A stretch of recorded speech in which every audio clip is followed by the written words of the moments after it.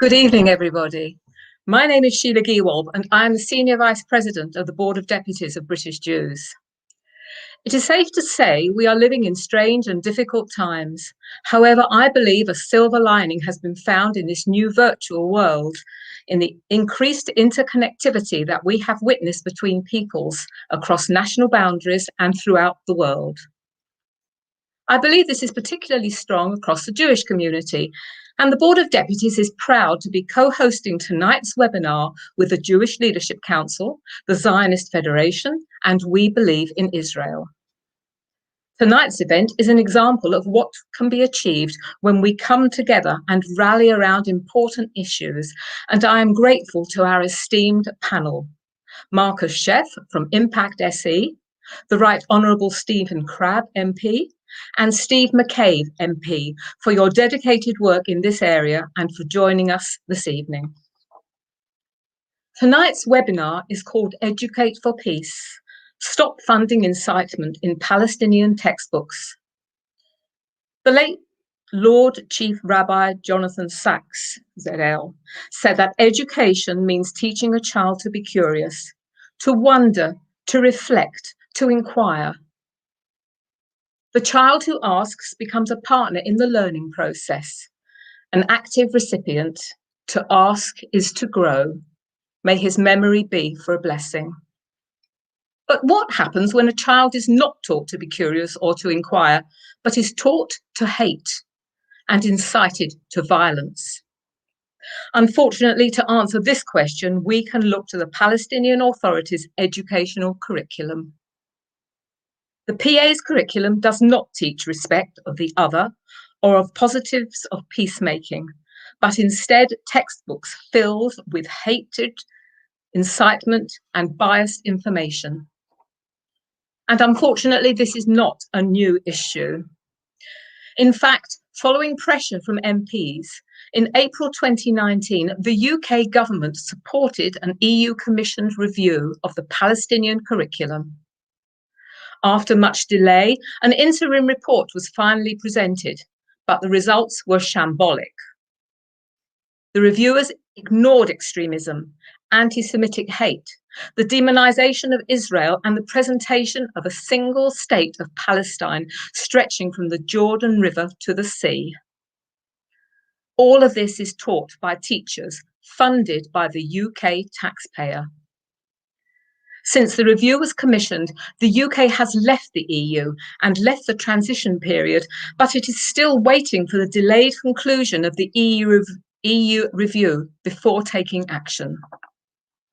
The Palestinian Authority has also assured the UK government that it would change aspects of its curriculum by September 2020. However, this date has passed and the curriculum is still full of incitement. Tonight, we say enough. As the winds of change blow through the Middle East and the advancement of peace in the region progresses, it is now more important than ever to educate for peace. The Israeli-Palestinian conflict is complex, and there are many issues that need to be resolved. It is our sincerest hope that one day Israel will live in peace with all her neighbours, for the betterment of all peoples and faiths in the region. However, the seeds of peace will never be able to take root and flourish if, at a young age, Palestinian children are indoctrinated to hate. I am now about to hand over to the chair for tonight's panel. Before I do, please tell us where you're speaking from this evening when you pose questions. Thank you. And now I'll pass over to Claudia Mendoza, who is the co-chief executive of the Jewish Leadership Council, who will give a more formal introduction to tonight's panel. Thank you, everybody, and enjoy the evening. Thank you, Sheila. We're delighted to be partnering with the Board of Deputies of British Jews, the Zionist Federation, and We Believe in Israel. Sheila has already highlighted some of the issues within the Palestinian curriculum, and in a moment we'll be hearing from Marcus Sheff from Impact SE, who will be giving a full briefing. The reason for this webinar is that there is a specific link between the UK and the material in these textbooks. Aid from the UK taxpayers is used to fund Palestinian Authority employees, including many teachers who use a very curriculum we are about to hear about. We are therefore delighted to also be joined by two MPs to discuss the action we need here in the UK. We have Marcus Sheff, who we've already mentioned. He is the CEO of Impact SE. He was a political reporter at The Nation, an editor at the Jerusalem Post, and a foreign correspondent before heading a strategic communications firm. He was also the executive director at the Israel Project, and we look forward to hearing from him in a minute. We've also got the Right Hon. Stephen Crabb MP. He's the parliamentary chair of the Conservative Friends of Israel. He was first elected MP for his home constituency of Prestley, Pembrokeshire in 2005. He also served in David Cameron's cabinet as Secretary of State for Wales and Secretary of State for the Department for Work and Pensions. And finally, we have Steve McCabe MP, who's a parliamentary chair of Labour Friends of Israel.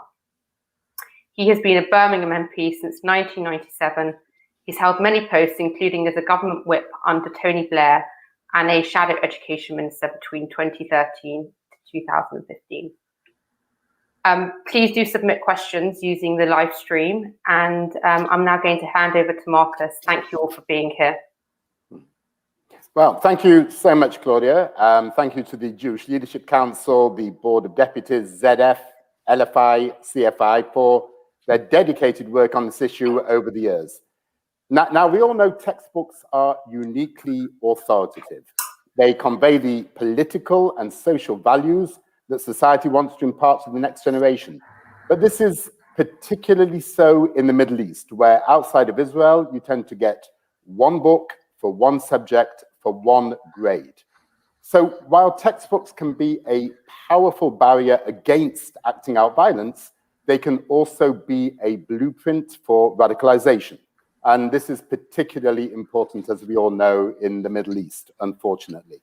So since 1998, Impact SE has been examining Middle East textbooks through UNESCO-derived standards of peace and tolerance.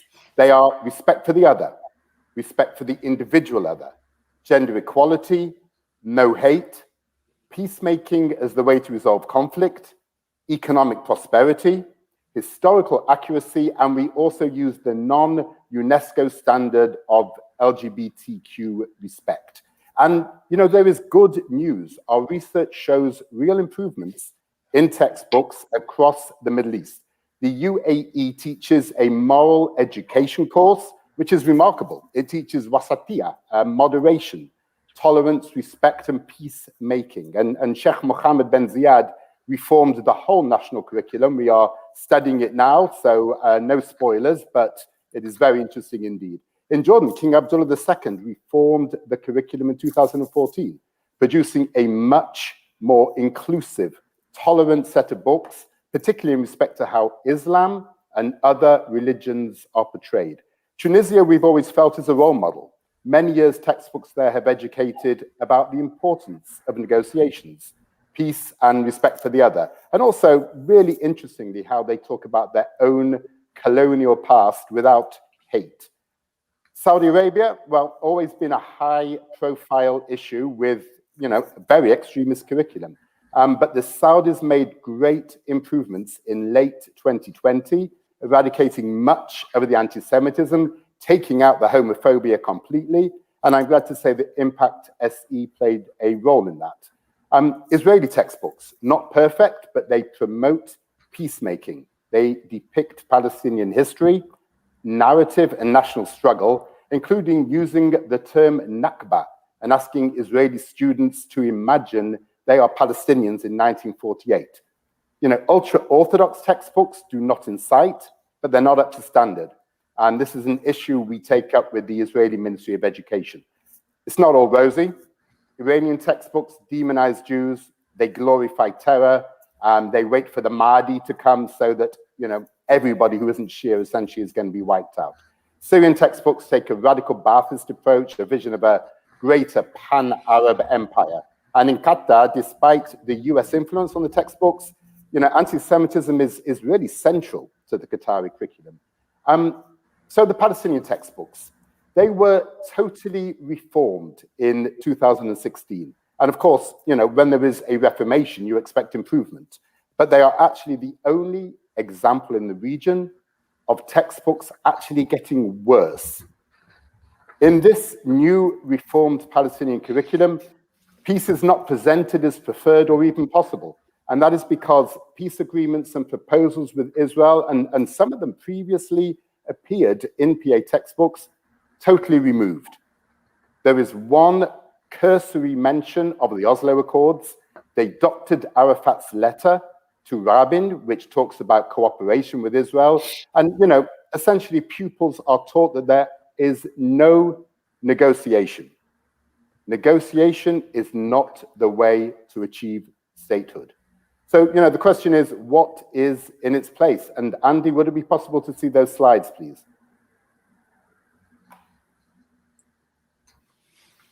So, if I could have the next slide. So it starts with the first grade, year 1. A reading exercise here as an example, teaching the Arabic letter Ha, using the word shahid, martyr, hujum, attack, harab, run away. These are 6-year-olds, and this is how they are learning the Arabic language. Could I have the next one, please? Anti-Semitism runs through this curriculum. In year 5, in Islamic education, children are taught that Jews are the enemies of Islam, that they attempted to kill the Prophet. Next slide, please. Here in year 10, and this is geography and modern history, we see an array of classic anti-Semitic tropes. Jews controlling money, controlling media, controlling politics. Next slide, please. By grade 12 in Islamic education, the hadith which is chosen is that Jews are liars and fraudsters. Do not follow the whims of those Jews. The Prophet should be aware of their lies and their fraud. Next, please.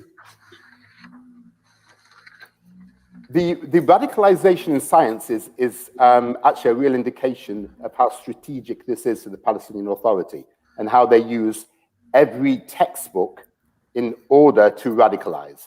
So here you have in maths in year 4. Students are taught, pupils are taught, how many martyrs were killed in the first Intifada? How many martyrs were killed in the second Intifada? Add them up. No apples, no oranges. Next slide, please. In physics, Newton's second law is taught using a slingshot. Essentially, the message here to young people is go out, endanger yourselves. Essentially a tool of the Palestinian Authority's policy. Next slide, please. In this new curriculum, that is to say from 2016 onwards, we've begun to see Salafi ideas, Islamic ideas, which one would not expect from the Palestinian Authority, and yet here they are. Drinking the cup of bitterness with glory is much sweeter than a pleasant long life. Essentially, that death is better than living. Imagine, this is year 5, so imagine 11-year-olds being taught this in school, and yet they are 1.3 million Palestinian children every single day in schools. Next slide, please. Dalal Mughrabi, who, as we all know, was part of the murder of 38 people, including 13 children, is a role model in this curriculum. She appears 4 or 5 times, and especially to young women. Next slide, please. The Munich Olympic massacre is legitimized. It was striking at Zionist interests abroad. Next, please. There are dozens of maps in the Palestinian curriculum, as there are in so many. Israel does not appear once.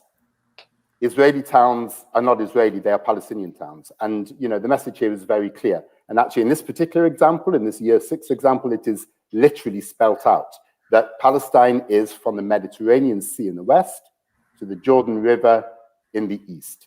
One state, Palestine, from the river to the sea. Next slide, please.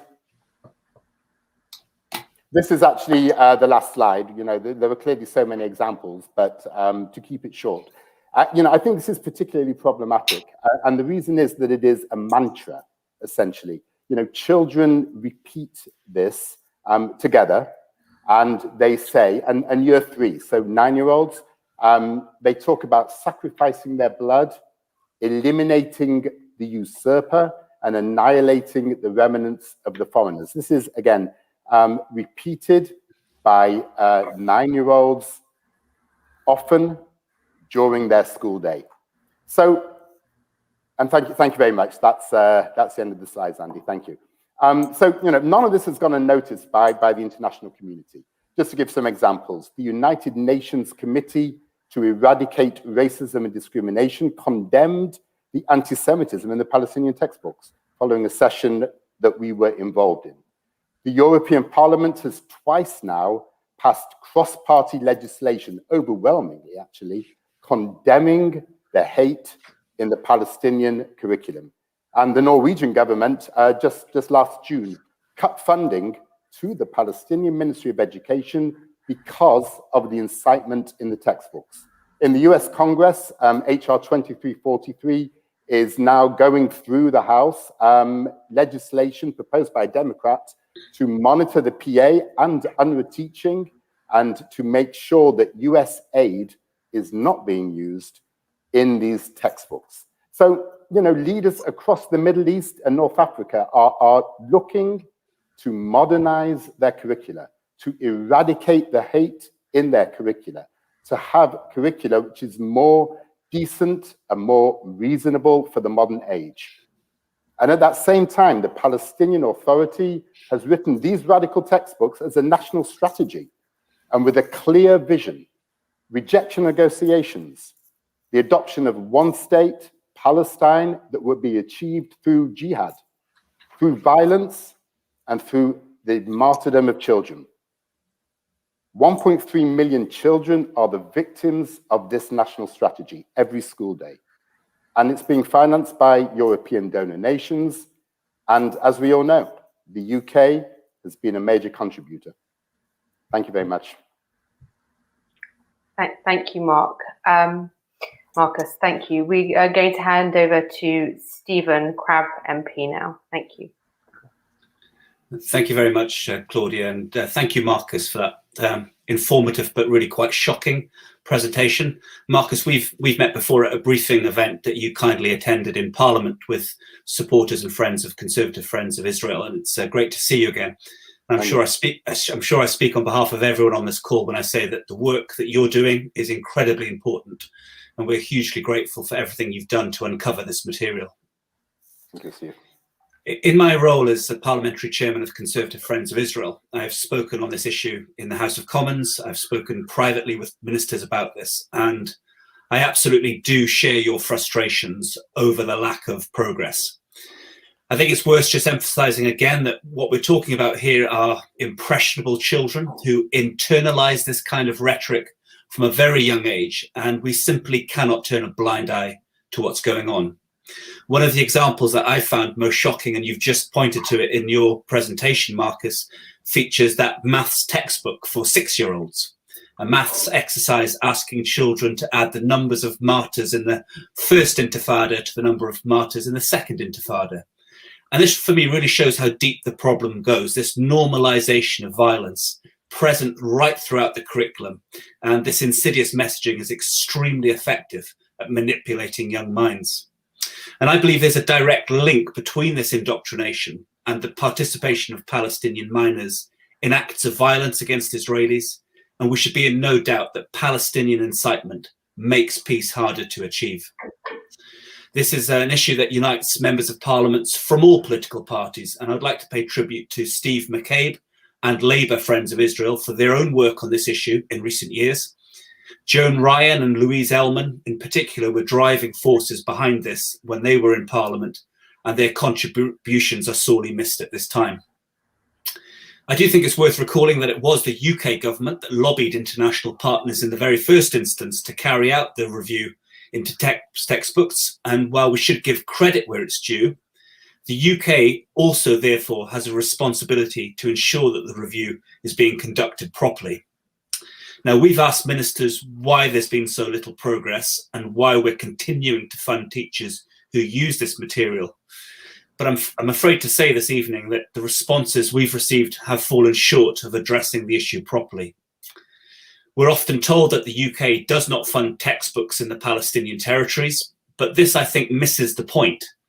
As many of us have said in recent years, the UK is paying for teachers and education sector public servants to draft, to implement and to teach this material, potentially in schools even named after terrorists. Another issue that I've been particularly concerned about is the educational material produced by the UN Relief and Works Agency during the COVID-19 pandemic and sent to Palestinian children's homes in the West Bank and Gaza. It seems to me that rather than seizing the opportunity to distribute material promoting peace and countering the harmful messaging featured in Palestinian textbooks, the United Nations agency has instead published and distributed material reinforcing these disturbing ideas.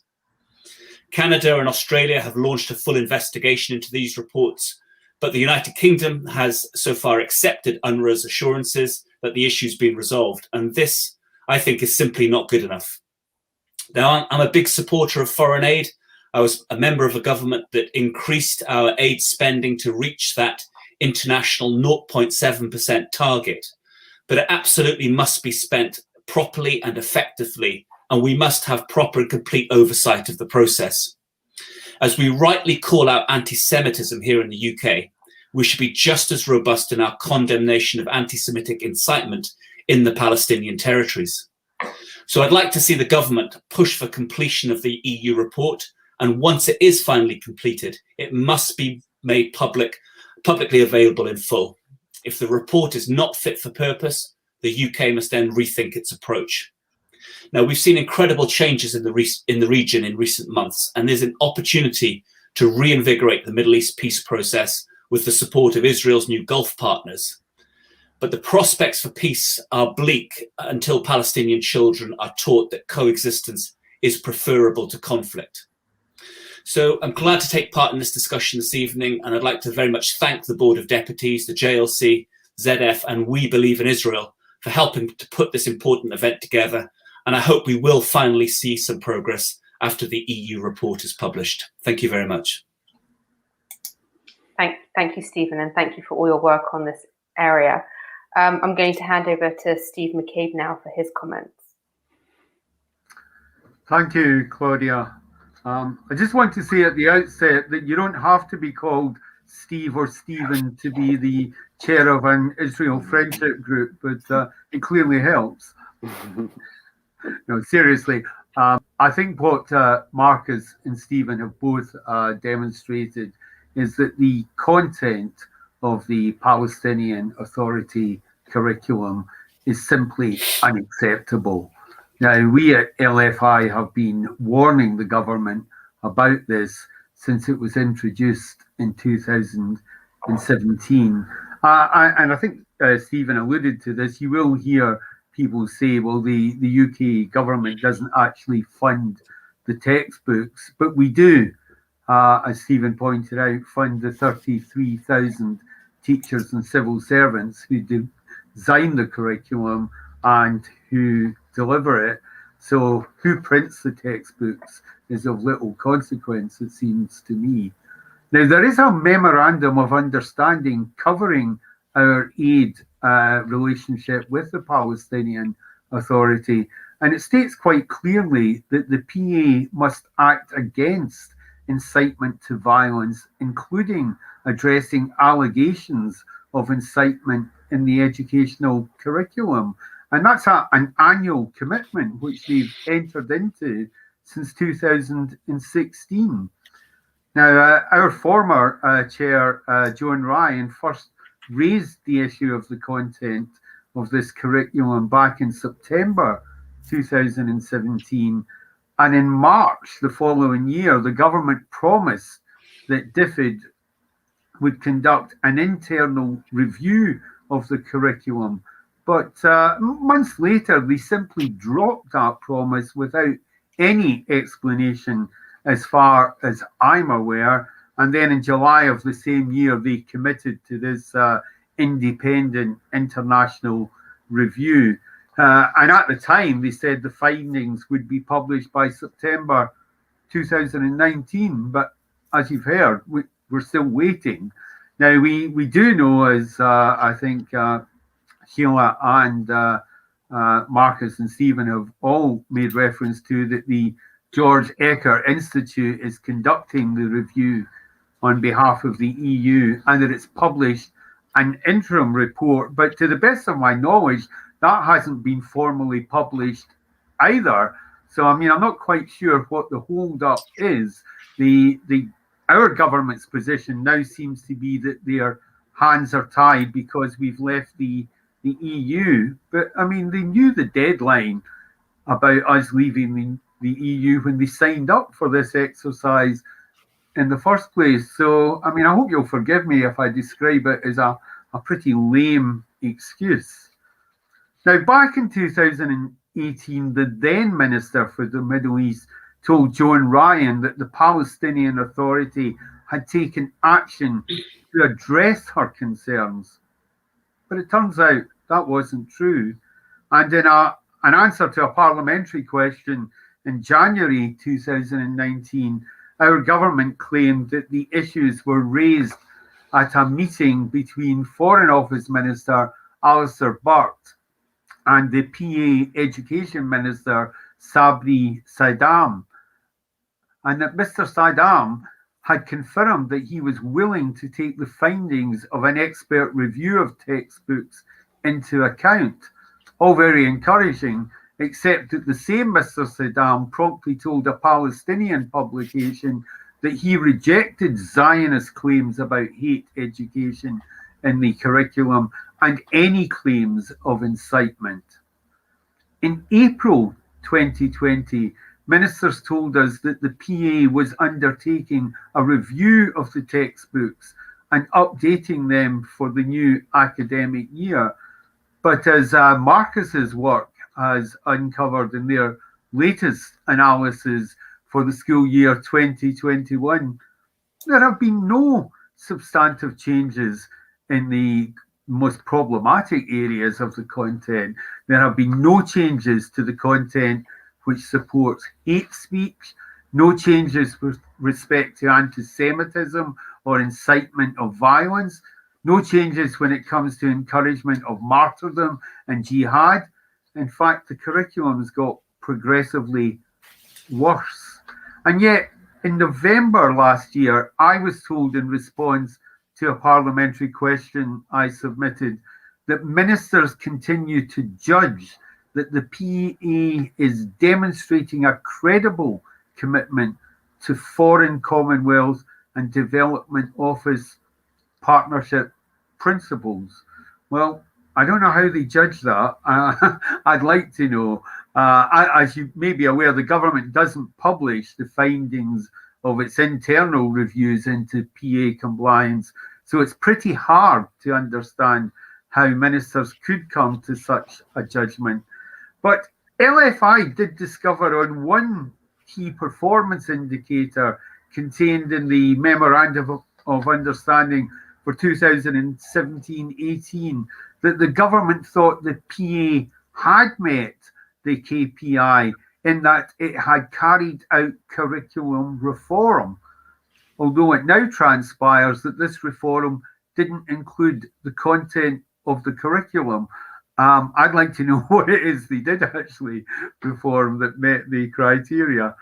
Look, frankly, my view is this is going on for too long. As we've heard, in May last year, the European Parliament passed 3 resolutions condemning the PA for its failure to remove hate from the textbooks. In June, Norway announced that it was withholding, I think it was half of the money it planned to give the PA because of its concerns. In October, a cross-party of members of the European Parliament called for the EU to partially withhold funding until the incitement to hatred is removed from the textbooks. LFI are fairly clear. We think that the UK should suspend aid to the Palestinian Authority, which directly or indirectly finances the teaching and implementation of the curriculum until there are wholesale revisions. We propose that the money should be used instead to support Palestinian NGOs that have a proven track record of promoting peace initiatives in schools, initiatives designed to foster tolerance, coexistence, and respect for the other. We don't want Palestinian children and young people to suffer because of the behaviour of their PA leaders, but we can't see this outrage being allowed to continue any longer. And we also recommend that the government put in place a transparent mechanism by which progress can be measured. We suggest that they adopt the measures in the bill introduced by the former LFI chair, Dame Louise Ellman, in January 2019, which requires that teaching programmes financed by the UK should promote UNESCO-derived standards of peace and tolerance in education, and that ministers should conduct and publish an annual review so that we can all be clear that this is actually happening. Thank you. Thank you. Thank you so much, Steve, and thank you to all of our panelists. We've had a few questions come through in the chat, so I'm just going to direct them at, I think, the most relevant panelists. The first question, Marcus, to you really, is this the same for the Gaza Strip as it is in the West Bank? So yeah, the answer is yes. The same curriculum is taught both in the West Bank and the Gaza Strip. It is taught also both in PA schools and in UNRWA schools. And Stephen, made comment about UNRWA. So just very briefly, two things on that. One, despite any prevarications from UNRWA or whatever they might try and say on the issue to avoid it, they teach the Palestinian Authority curriculum in total, without changes, without editing, because it is impossible to do that. The second thing is that, again, as Stephen noted, they produced their own teaching materials in 2020, and those materials were just as bad as the PA curriculum, actually in some places slightly worse, and this went on for months and months. So, the problem is deeply entrenched, the same hate essentially being taught by the PA and UNRWA in the West Bank and in Gaza. Thank you. Thanks, Marcus. The second question we've had come through, I'm going to give to Stephen Crabb. Why doesn't the British government make the payments contingent only on using appropriate educational materials? So I think it's fair to say that a lot of the supporters in Parliament of CFI want the government to take exactly that approach. Now, we've come up against real resistance when we've broached this idea with ministers and civil servants over the years, and actually it doesn't seem to matter which particular individual is the relevant minister at the time. We come up against the same excuses, same kind of culture of turning a blind eye, wanting to make excuses for the Palestinian Authority, and rather than take that tougher approach to funding by making it contingent, actually, when the Americans, for example, announced that they were reducing their funding to the Palestinian Authority, the UK government announced it was going to increase funding to try to make up the shortfall.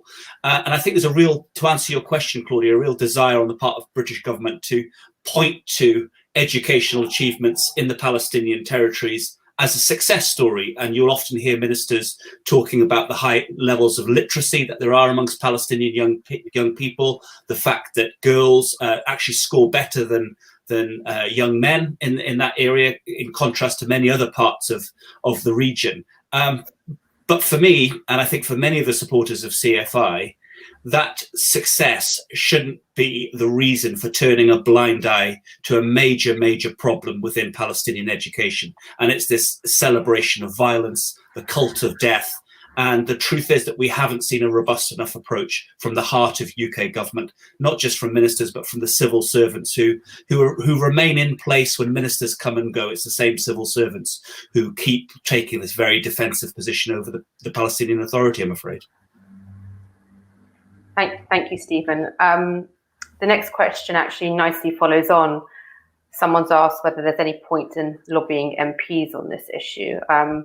So actually, Stephen, if you just want to give a quick answer to that, and then maybe Steve can also give his thoughts. Absolutely, it's worth lobbying members of Parliament on this issue. Now, Marcus has been in Parliament. We had a meeting in one of the committee rooms, and he was able to educate and inform a number of my colleagues. But that was just a small sample of the overall number of MPs. And we actually need to get this information out amongst those colleagues who don't necessarily take a day-to-day interest in Middle East affairs. It needs to become much better known right across the Houses of Parliament that this is going on. Steve. Yeah, well, I mean, I agree. I think if, you know, people sometimes think it doesn't make a difference, but believe me, if your inbox is full to the backstop with emails about this, MPs notice it and they respond. And I just kind of think if you look at what happened recently over free school meals and the way the government was moved to shift its position because of public reaction, or if you think what the reaction would have been if it had been revealed that we had been funding IRA textbooks or something like that in the past, I mean, people would have gone mad. And it seems to me that the real problem is that this thing is not getting enough exposure. I did notice just shortly before we started tonight that Wayne David, who's the shadow Middle East spokesman, did say in the Jewish News that he's planning to raise it again in Parliament at the earliest opportunity. And my own feeling is what we need is a constant raising of this issue. We need to make clear. I'm inclined to agree with Stephen that it may be partly ministers are at fault, but it may be partly civil servants are keeping up the same process. I don't think this is a particular party issue. I mean, I think people feel as strongly about it on all sides of the House, but it's just not getting the volume of attention it deserves. And anything that can be done to push it up the agenda by lobbying MPs is the right approach. Thank you, Stephen and Steve. Louise Alman, who I'm delighted has joined, and Steve, who you referenced before, has asked a very similar question to what you've just answered about why is it so difficult to secure action against this. I don't know if anyone's got any other thoughts, because it seems that we've covered that. But maybe, Marcus, as an outsider, what do you think is going on here, and what can we do to keep the pressure on? Well, you know, it's a really good question, and it's so good that Louise is part of this, and you know, the work that she has done on this issue, including you know, bringing it onto the floor of the House, I think 3 years ago, you know, is really remarkable. But I would zoom out. You know, if you look at other places, it you know, has been easier. You know, there was an example in Norway who firstly made a parliamentary decision, and then the government followed suit in stopping funding for a period of time, and then finally cutting funding, specifically a portion of their funding to the Palestinian Authority, specifically because of the textbook issue. So, you know, there it was not quite so hard. Again, you know, the European Parliament, both in 2018 and in 2020, passed by overwhelming majorities legislation saying that you know, the European community should not be paying to teach Palestinian children hate. HR 2343, as I mentioned, going through Congress at the moment. So, you know, these are examples where it has been, if you like, less hard. You know, the UK, you know, clearly has been tougher. It is difficult for me from, you know, from here, from afar, to say exactly why. I can say that there are remarkable advocates for this issue. Joan, Louise, Steve, Stephen, others. So, you know, I think there is something institutional, you know, in relation to attitudes that were within DFID now, you know, within that combined ministry. You know, I can't say exactly what that is, but you know, I think that might be at the heart of it. Thank you. It would be good, maybe if we have time at the end, if you've got any examples of any action that other countries have taken. But we've had another question. You referred to some of the issues that you've seen in Israeli textbooks too. Doubtless there'll be some intolerance towards Palestinians or Muslims. And what kind of discussion have you had with the Israeli government on the things in their textbooks? So there is not in Israeli textbooks intolerance towards Muslims and Palestinians. On the contrary, you know, as far as, you know, Islam is concerned, dealt with quite comprehensively. The Palestinian other and the Palestinian individual other, importantly, is very much part of the Israeli curriculum. We would like to see a little bit more about the external Palestinian other in the West Bank and Gaza, and that is something, you know, which we have mentioned to the Israeli Ministry of Education. But, you know, looking at the Israeli curriculum, looking at the way it deals with 1948, and putting forward both, if you like, an Israeli position and a Palestinian position. Children being shown a picture of, you know, refugees, Palestinian refugees, and being asked to imagine being in their place, what that must be like. Palestinian national poetry being taught to Israeli students. So there is not a problem. I think what I was referring to is the ultra-Orthodox curricula, for want of a better word. There is, you know, more than one curriculum. There are various streams, and we found problematic material there. They do not incite. They don't incite to violence, despite what you see on television screens, certainly in Israel over the last few weeks, with buses being burnt, etc.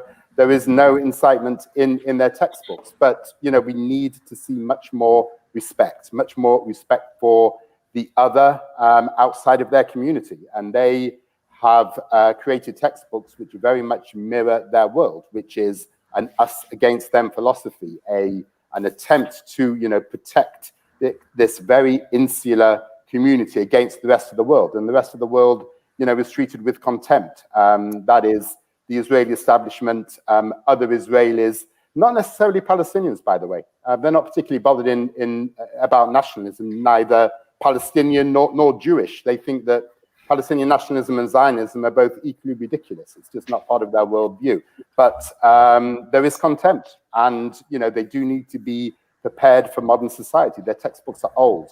They you know, some of them come from the 1950s. They are ultra conservatives, and their textbooks are ultra conservative. We have real issues with the way they deal with gender.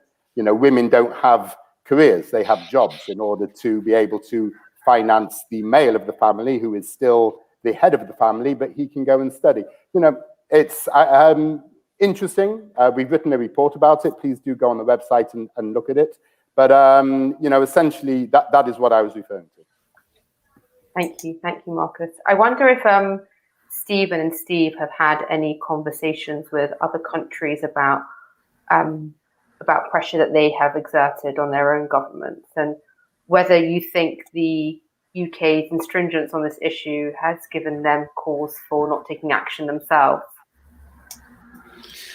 No, if I could perhaps go first, Claudia. I mean, I have had numerous conversations with parliamentarians from other countries about the Middle East and even about this subject, but it's never been put to me directly that the particular position of the UK government has been influencing them or their country's own government's position. So it's not very clear cut. I mean, just to kind of just elaborate a little bit on my earlier comments. I mean, I think what there is, particularly within the Foreign Office and across Whitehall more generally is a culture of wanting to give the benefit of the doubt all the time to the Palestinian Authority, of always wanting to believe that there's a success story that's going to emerge out of the Palestinian Authority, and politically wanting the UK to be associated with that. And as I say, it's that kind of mindset, I think, that we are that's part of the problem here, and that we're trying to challenge. But I'm hoping that the pressure that's being exerted around the EU report will be a catalyst for some changes, from some new thinking, because the truth is that for too long, British ministers have been using that report and that process as their defence mechanism. And once we can see the reality of that, the defence mechanism is down, and I think we can push at this issue much, much harder. I think what other countries probably don't understand, what people sometimes say to me, is that given our experience in the region and given our own experience in Northern Ireland, people don't understand why we aren't more committed to trying to do something in this area. I mean, right this minute, the British government's dragging its heels over whether or not we should support the American proposals for an international fund for peace. Now, that's something that LFI have been pushing on for a few years now. We actually believe that it's only by peace and coexistence projects that bring Israelis and Palestinians together, to get to know each other, to be educated together, to work together, that we're going to make a breakthrough. And this is exactly what happened in Northern Ireland all those years ago. Now, we have a classic opportunity for Britain to say, yes, we are fully behind that. Yes, we want to take one of the places on the international board that will oversee it. We could give a very clear lead and use our expertise. And every time you ask a government minister what the British position is, you get equivocation. So I think the problem is it looks as if, a country that says we're leaving the EU so that we can look outward are closing off all the opportunities where they could really make a big difference. Thank you both. I suppose the question is, if the EU report does not bring progress, should the UK do their own review? Is that something that you think would be welcome, and is there any currency in that? 100%, absolutely. That's what the UK government should do. And let's be clear, our expectations of that EU report, based on what information has already been uncovered about it, are very, very low. But we need to see it published. We need to see what it actually says, and use that, as I said a few moments ago, to challenge the UK government to go much further. And I think when you talk to ministers privately, they know that time is running out on this issue, and that actually there is pressure on them to act. Although I think, as Louise Elwin pointed out a few moments ago, there's not exactly a shortage of existing evidence about the problem. So, I mean, Stephen, I'd back another report if we could have a guarantee of a deliverable timescale and action to follow it. But I think the last thing we need is another excuse to put it in the long grass. And I would say, wouldn't I, that, Impact SC goes through the Palestinian curriculum every single year, line by line, book by book. And, we produce a report with exactly what we find, including the examples.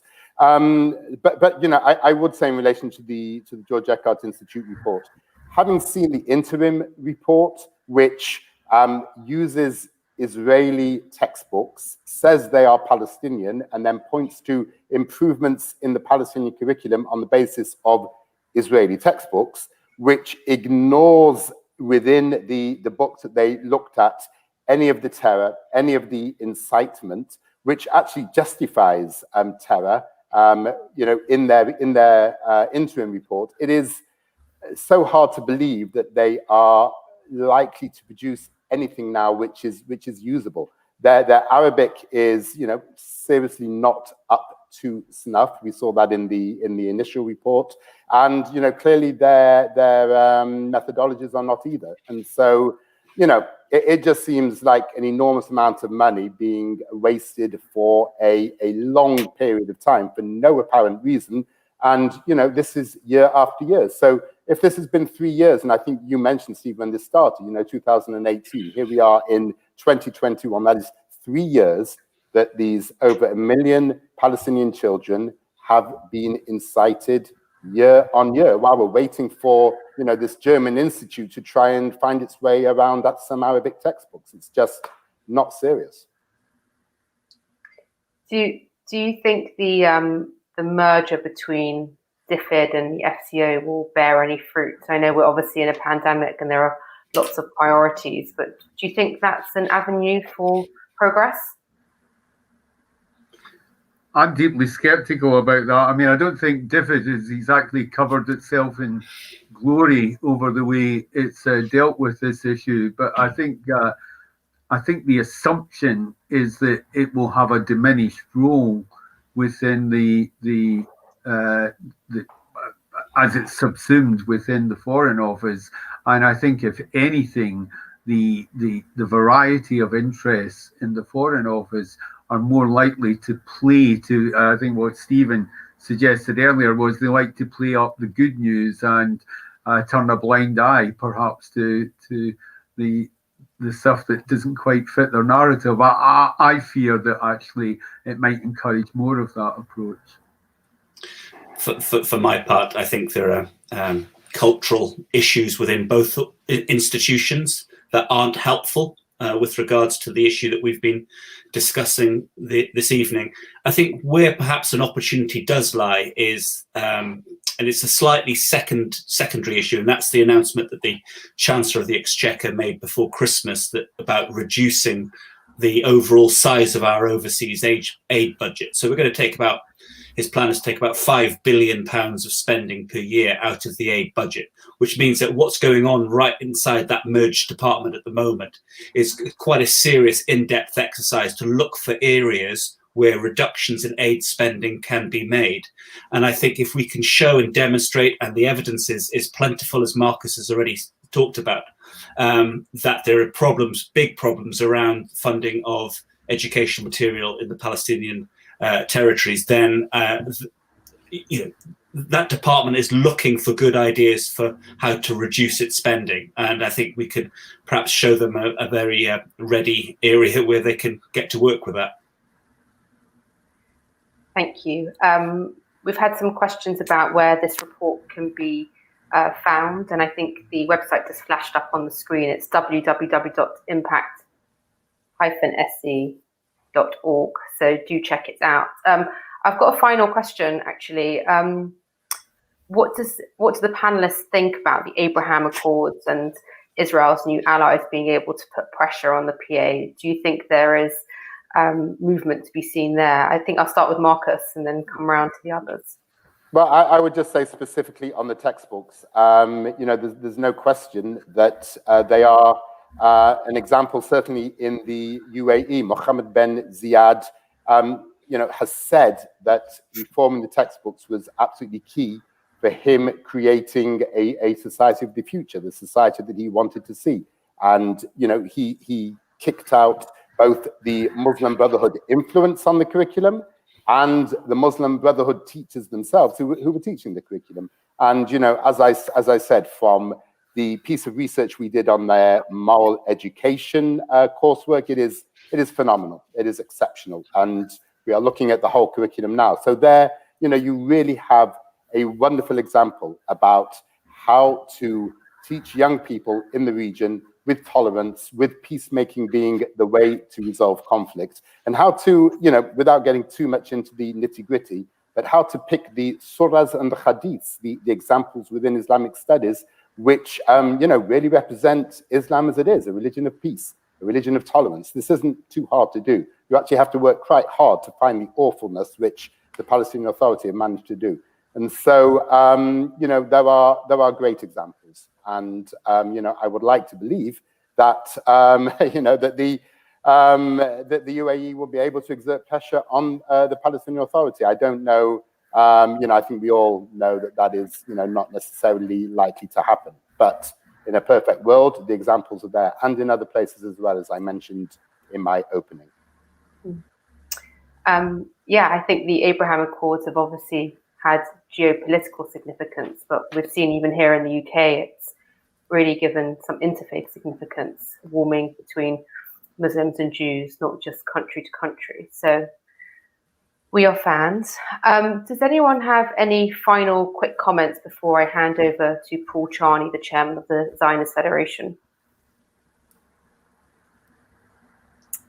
Seems not. So thank you all for joining this evening, and thanks to everyone who's logged in to watch. So yeah, thank you. I'm going to hand over to Paul Charney, the chairman of the ZF, to say thank you and good evening. Hi, good evening. Thank you. Our panelists have been phenomenal in allowing us to understand this issue much more in depth and how much more work there is to be done. You know, there are so few topics that unite such a diverse spectrum of society, and this is right up there as one of them. You know, in the UK, you mentioned why it must be so difficult, why it is so difficult for us to get across this topic. And anything, when it comes to, from my dealings with politicians and media and society in the UK, any dealing with the Israeli-Palestinian topic is so highly sensitive. It is so highly politicized that most people cannot recognize when this is not a political issue at all. This is a human rights issue. And this human rights issue is about indoctrinating an entire generation with the burden of violence against a peace-desiring nation of Israel. This is a crime against the teachers that are pushing this, inciting this. And it's a prison sentence for all the youth that they're inciting it upon. This is a human rights issue. This is not an issue that's been new or that hasn't been happened. This has been going on in the Arab world for many years, and only recently is changing. Anti-Jewish and anti-Israel education prominent for decades. And I just want to remind everyone, one of the most famous sayings of Golda Meir in the 70s, and I'm going to read the full quote if you don't mind. When peace comes, we will perhaps be in a time when we are able to forgive the Arabs for killing our sons, but it will be harder for us to forgive them for having forced us to kill their sons. Peace will come when the Arabs will love their children more than they hate us. This topic is not new. This is Golda Meir in the 1970s. But we are seeing change across the Middle East. We have seen with the Arab Abraham Accords that this is an educational issue as well, and we've seen them change it. We've seen that change is possible. It's change possible not just outside of this of the specific zone of the Israeli-Palestinian conflict, but across the Arab world with anti-Semitism as well. This issue cannot be contingent upon a peace deal with the Palestinians, because that may not come for a long time. And we might absolutely ruin the next generation ability to enter a peace deal because of this. This is a human rights issue. It's not politics. And we need that message to get across. So on that note, I'm so glad to see such a broad spectrum of people. And I want to thank Stephen Crabb MP. I want to thank Steve McCabe MP. Thank you to the Board of Deputies, Sheila Gewolb and Talia Ingley. Thank you to the JLC, Claudia Mendoza and Russell Langer. Thank you to We Believe in Israel. A huge thank you to Marcus Sheff, who we work closely with and who came with us to Parliament last year at our lobby day to help push this agenda. You are our hero in this matter. And finally, a thank you on behalf of the Zionist Federation, myself, Paul Charney. Please keep in contact, stay in touch, keep educated, and keep harassing the MPs about this. Thank you so much. Have a good evening.